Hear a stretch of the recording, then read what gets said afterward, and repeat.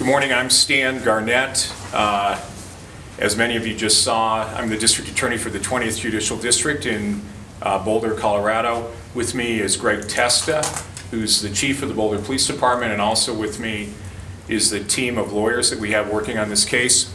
First Assistant District Attorney Katarina Booth, Assistant District Attorney Ken Kuffner, and Deputy District Attorney Lisa Runnerstrom. As many of you know, at this stage of the case, there's really not much that can be said under the rules of ethics and the policy of my office. We firmly believe that a case like this has to be resolved in the court system.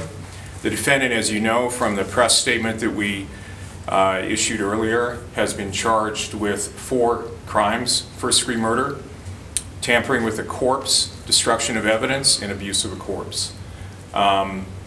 As many of you know from Colorado procedure, my office carefully reviews the admissible evidence that's available in a case before making a decision about filing charges. And of course, the filing of charges is simply an accusation under the Colorado procedure and the Constitution of both the state of Colorado and the United States. The defendant is presumed innocent unless he's found guilty beyond a reasonable doubt at a trial.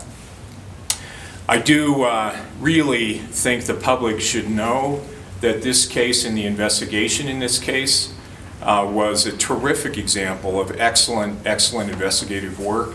First of all, by the Boulder Police Department. Chief Testa and the Boulder Police did a terrific job on this case. They also got the Federal Bureau of Investigation involved very early, and detectives from the Boulder Police Department, agents of the FBI, investigators from my office, and from many other agencies in Colorado were able to get to work and to solve this case with the very significant cooperation of police officials in both Louisiana and Oklahoma. On behalf of the state of Colorado, we thank all of those folks for their commitment to justice and their commitment to this investigation.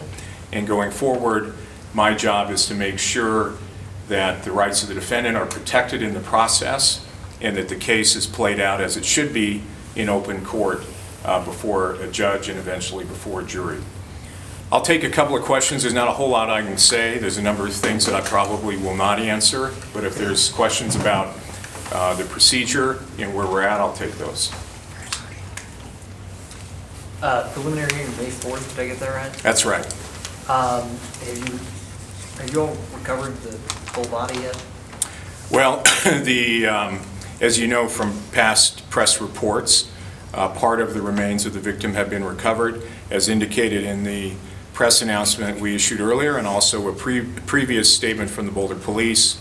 We've asked the assistance of other agencies and the public in different states to help us find any other remains of the victim in the case. Did he not go through Texas? You know, I'm not going to comment on his route and how he got where he was going. There was a lot of traveling involved. Are there separate charges going to be filed with regards to custody? I know there was a custody violation there at some point. Can you comment on custody charges, anything with that? All of the criminal charges that we intend to file have been filed at this point based on the evidence, and that's what we'll be pursuing. Custody, of course, of Winter is being handled by the Oklahoma Department of Social Services, working in conjunction with Colorado Social Services to make sure that Winter is well taken care of and that long-term decisions about custody are made for her. So, sorry, go ahead. Does she have other family here in Colorado? I'm not going to comment. There's a number of family that we've been in contact with. Lisa Hertzing, who's the victim advocate from my office, has been working closely with the family. Does Mr. Densmore have any prior criminal history, either in Colorado or outside state of Colorado? I'm not going to comment on Mr. Densmore's prior criminal history. You asked for the warrants to be unsealed. Does that also include the arrest affidavit in this case? Yes, there's, I think, close to about 40 warrants. Do you guys think? Is that about right? Warrants involving searches of premises, of vehicles, of cell phones, etc. Those are supported by, every warrant is supported by an affidavit that lays out the facts of the case and probable cause. The affidavits are actually pretty similar between the warrants. The court will be ruling on whether those get unsealed probably sometime next week after briefing. Why do you want those out? Well, we're not actually asking to have them out. What happened was we had previously asked to have them sealed, and we had an obligation to tell the court as Ms. Booth did this morning, that we're at a state in the investigation where there's no investigative reason to continue to keep those warrants sealed. Can you speak at all to a motive at this stage? I'm not going to speak to motive.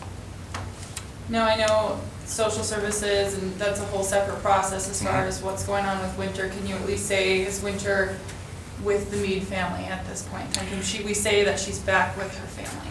I'm not going to comment at all on where Winter is right now. What I can tell you is it appears to be a number of very loving and supporting family members, and I've been very impressed by both the Oklahoma Department of Social Services and Colorado to make sure that Winter is well taken care of, and she's doing fine. Cases like this, I'm sure, can take a long time, but do you have a general timeline on how long this could take? You know, it's hard to say. We've in the past, in the last few years, we've been able to get most of our first-degree murder cases to trial within a year to 14 or 15 months of filing. That's certainly my intent here. My view is that we have an obligation to the defendant to get to trial promptly, and we have an obligation to the victim's family and to the community to resolve a case like this promptly. So that's where it looks like it's headed then. Well, we filed charges, and we'll go one step at a time. But we certainly will prepare for and be ready for trial and resolve the case in open court. And there's nothing publicly available until the judge rules on Friday then? That's right. All right. Thank you very much.